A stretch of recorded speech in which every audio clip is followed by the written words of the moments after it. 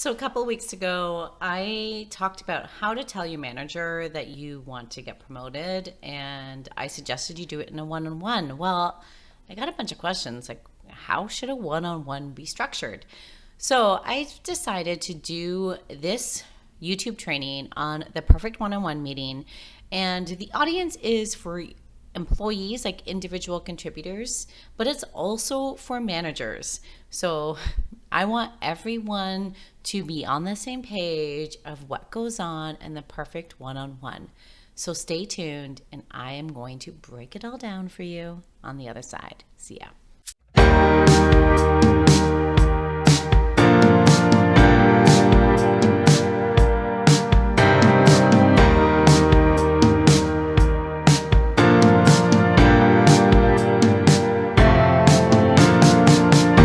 Hi, my name is Sarah Curto, and I am a career coach, certified career and leadership coach who helps people find their dream jobs or get their next promotions where they work less hours while making more money.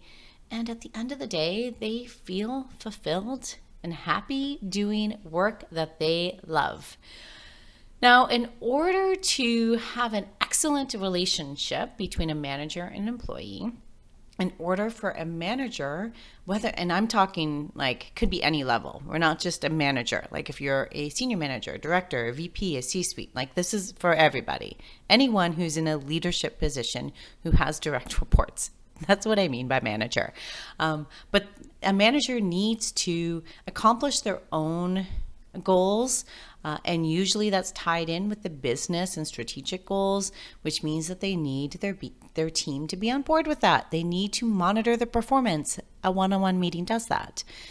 A individual contributor has their own professional goals that may require them to move beyond this position, and the one-on-one meeting is that place to have that discussion. But it's also the place to get the support needed in order to exceed expectations and excel in their role without putting in a ton of unnecessary hours. Because, I want to we're not working our way to try and exceed expectations through hours. You can do it through your quality of work.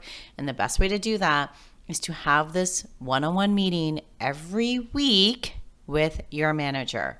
Okay, and here is the four essential components that are necessary for a perfect one-on-one meeting, in my opinion. Okay, the first is what went well this week. The second, what could have gone better.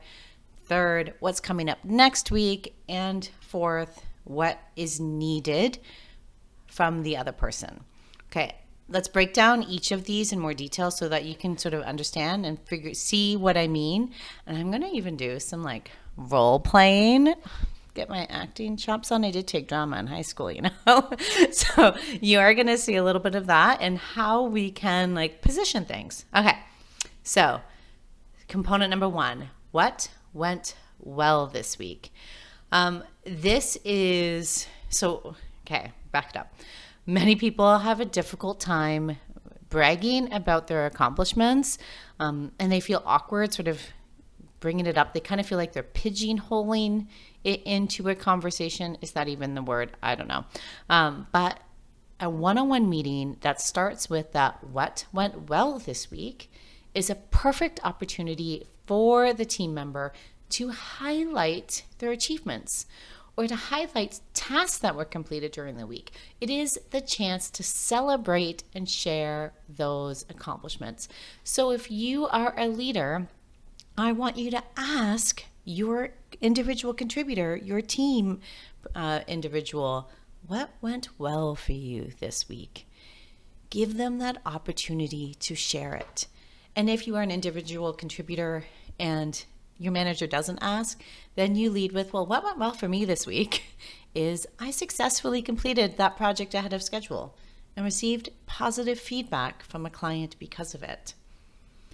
This starting off with this, what went well this week, fosters a positive environment. It sets the stage for a positive, constructive one-on-one meeting. And it allows for the manager to acknowledge the efforts put in by the team member.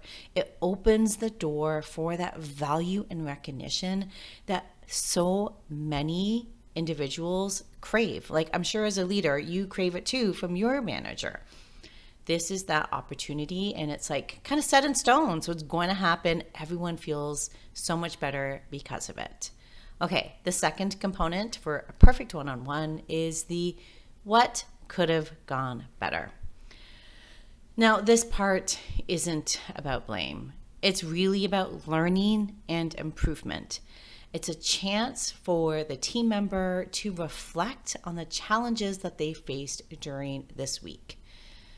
So if you're a team member, you can say something like, I faced some time management issues that led to a slight delay in one of the tasks.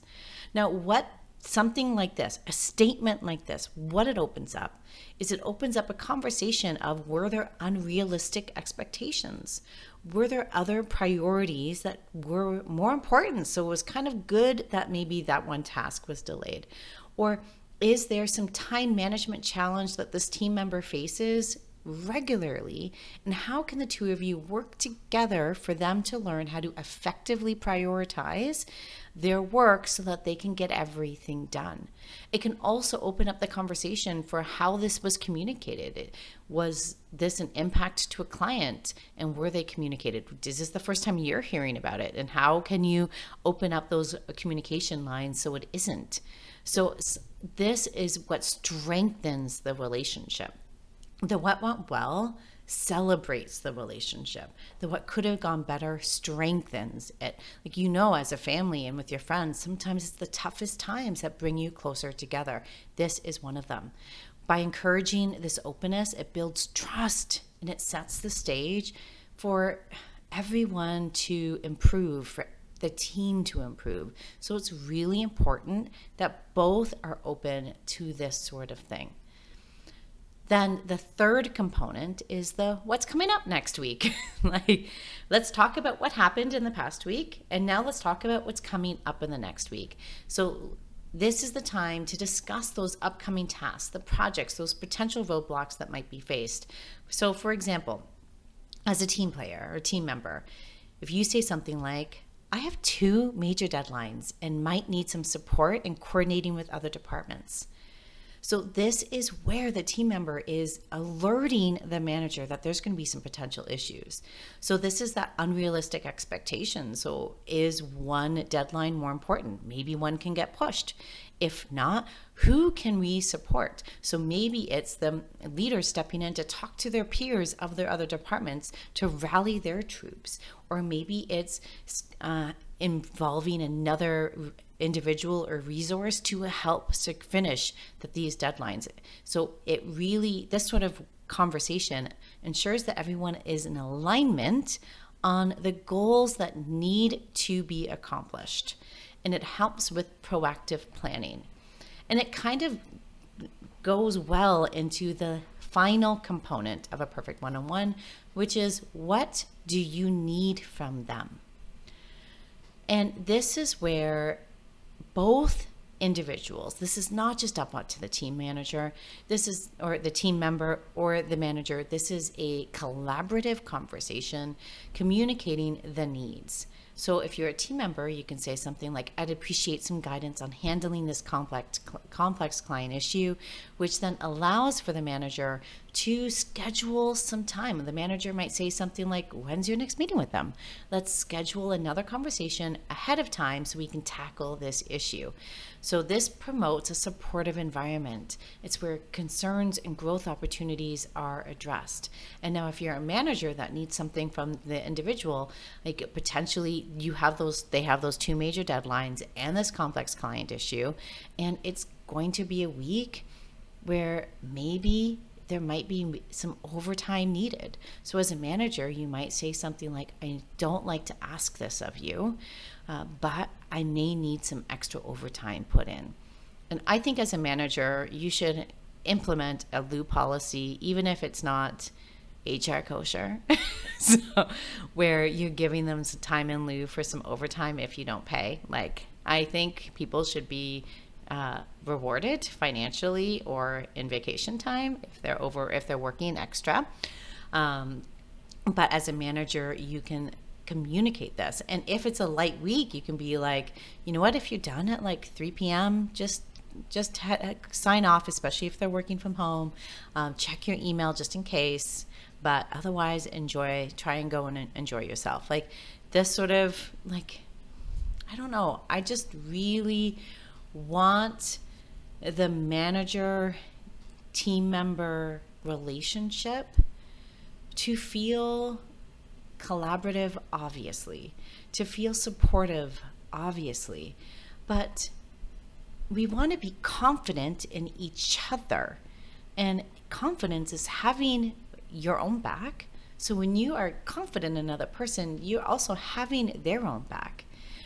It allows you as a team to accomplish incredible things when everyone feels like everyone else on that team has their own back. Where, yeah, you kind of pull together to accomplish the impossible, but then as a manager, you're not expecting that time and time again. You're understanding that was a unique situation. You're advocating for them to your bosses in your own one-on-ones so that they don't expect that. I'm going to get off my soapbox.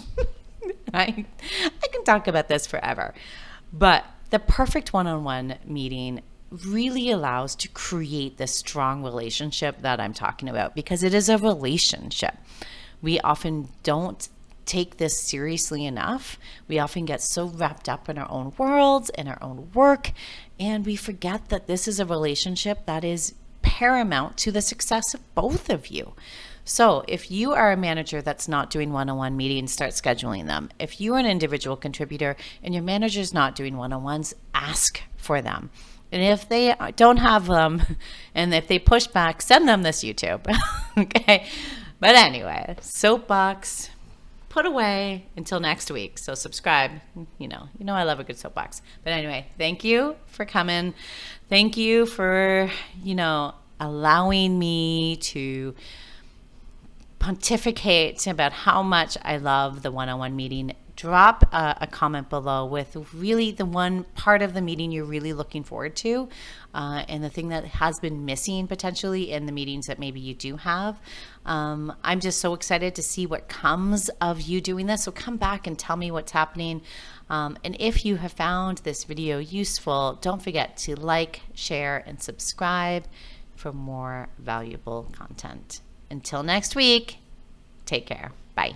If you liked this video, then I invite you to join me in the Find Your Dream Job program, where you work less, make more money, and finally feel fulfilled doing work that you love.